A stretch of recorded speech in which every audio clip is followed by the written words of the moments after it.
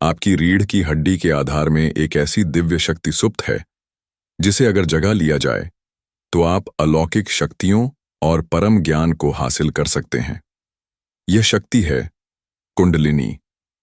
मगर इसका जागरण वैसा नहीं है जैसा आप किताबों में पढ़ते हैं।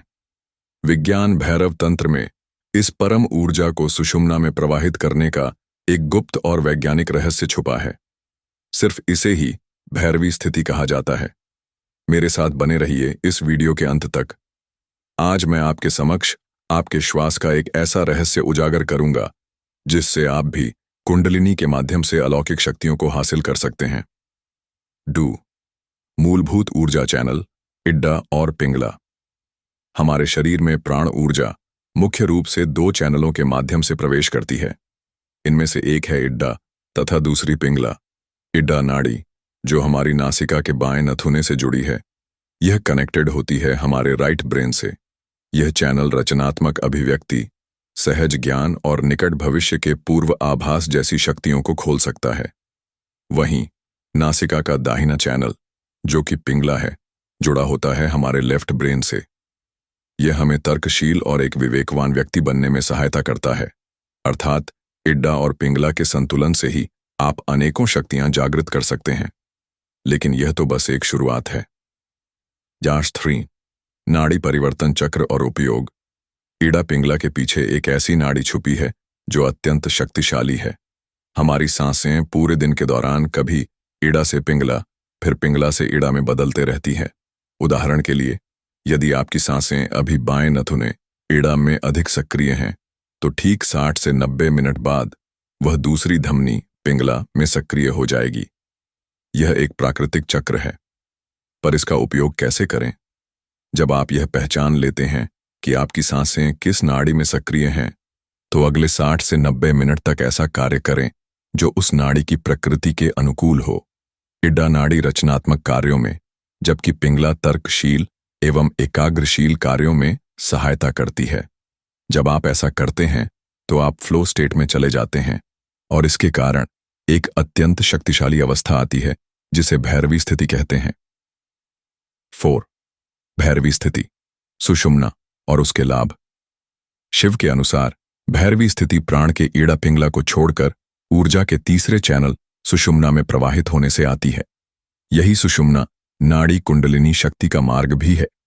भैरवी स्थिति वह अत्यंत शक्तिशाली अवस्था है जो वास्तव में कुछ पल के लिए आपको भगवान बना देती है। जब यह अवस्था आती है तो 1 मन पूर्णतः स्थिर हो जाता है, कोई विचार नहीं रहता। 2 सांसें इड्डा और पिंगला के पार सुषुम्ना में बहने लगती हैं। 3 श्वास इतनी सूक्ष्म हो जाती है कि केवल उसका अस्तित्व मात्र ही अनुभव होता है। 4 अहंकार शून्य हो जाता है, मैं का बोध समाप्त हो जाता है। 5 चेतना ब्रह्मांडीय चेतना यानी शिव से एकाकार हो जाती है। इस अवस्था में प्रकृति आपकी हर इच्छा पूर्ण करती है, आपको प्रसिद्ध, सफलता और समृद्धि देती है। 5 भैरवी स्थिति जागरण के लिए संकेत गुण। भैरवी स्थिति का जागरण या कुंडलिनी का ऊर्ध्वगमन किस व्यक्ति के लिए संभव है? इसे हम शिव के प्रतीकों के माध्यम से समझ सकते हैं। 1 शिव के बदन पर लिपटा हुआ नाग संकेत देता है कि ऐसा व्यक्ति अपने मूलाधार चक्र के भय, अस्तित्व की सुरक्षा से ऊपर उठ चुका है। 2 शिव की देह पर लगी राख स्मरण कराती है कि यह भौतिक संसार नश्वर है। ऐसा व्यक्ति जानता है कि उसका शरीर, धन, पद, प्रतिष्ठा सब कुछ क्षणभंगुर है। वह भौतिक वस्तुओं को भस्म के समान समझता है। 3 वह सदा निर्लिप्त, निरअहंकार और साक्षी भाव में रहता है। यदि आप में भी यह गुण विद्यमान है तो भैरवी स्थिति और कुंडलिनी जागरण आपके लिए सहज रूप से संभव है। 6 जागरण के 3 प्रमुख पड़ाव। कुंडलिनी जागरण के लिए आपको 3 प्रमुख पड़ावों से गुजरना होता है जो श्वास, विचार और ऊर्जा पर केंद्रित हैं। पहला पड़ाव श्वास लय स्थापित करना। एक विशेष विधि से श्वास की लय को साधा जाता है। इससे एक विशेष प्रकार की हायर इंटेलिजेंस, बुद्धिमत्ता जागृत होती है जिससे आप किसी भी जटिल विषय को सहज रूप से समझने लगते हैं। दूसरा पड़ाव विचारों को व्यवस्थित करना। एक स्पेशल प्रैक्टिस के साथ आपके विचारों को व्यवस्थित किया जाता है। इससे भीतर एक गहन अवचेतन एकाग्रता खुलती है और आपका मन सामान्य से 100 गुना अधिक तीव्र और कुशल ढंग से कार्य करने लगता है। तीसरा पड़ाव, ऊर्जा को चैनलाइज करना। अंतिम चरण में आपकी ऊर्जा को एक विशेष विधि से संगठित और निर्देशित किया जाता है, जिससे आपकी मैनिफेस्टेशन शक्ति सक्रिय हो जाती है और आप अपने जीवन को इच्छित रूप में साकार करना सीखते हैं। 7. पहला पड़ाव, लयबद्ध श्वास, रिदमिक ब्रीदिंग। अभ्यास। इंसानी चेतना को ऊपर उठाने में श्वासों की भूमिका सबसे महत्वपूर्ण है।